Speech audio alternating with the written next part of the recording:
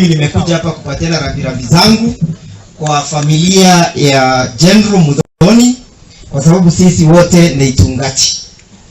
Niye jokete goko represent fellow freedom fighters.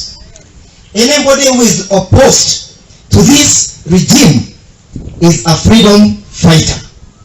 If you are opposed to high taxation, you are a freedom. If you are opposed to abduction of our children, you are freedom. If you are opposed to the vaccination of our cows, you are freedom. If you are opposed to bad governance, you are freedom. Na ndio maanake tumekuja hapa. Na sisi tunataka kusema hivi.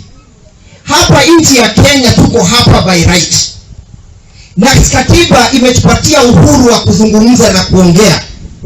Na Ketu Oligoro amesema, wewe Kasongo, ulipokuwa unamtukana Uhuru Kenyatta, alikuteka nyara? Alitekwa nyara?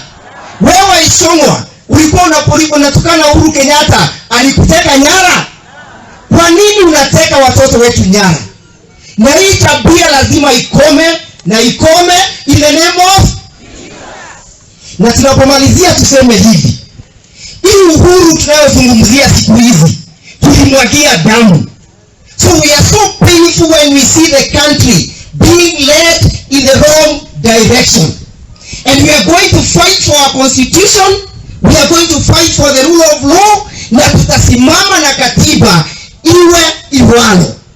Twadhia gato kenete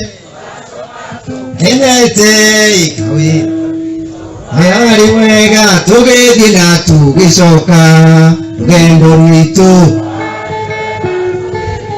Rugendo ruru wa gukombora bururi witu tuguthi na mbere na kaira no kwa ikuthi na mbere ngere kende mwire cira wa munene witu rigiji uroka tariki 20 Januari ino.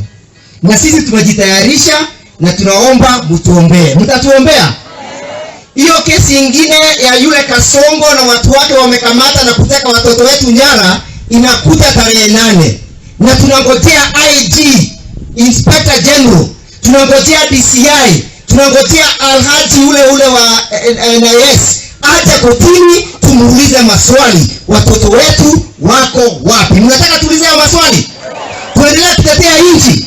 Wangapi wanasema nchi ya Kenya itasimama kwa haki? Asanteni sana.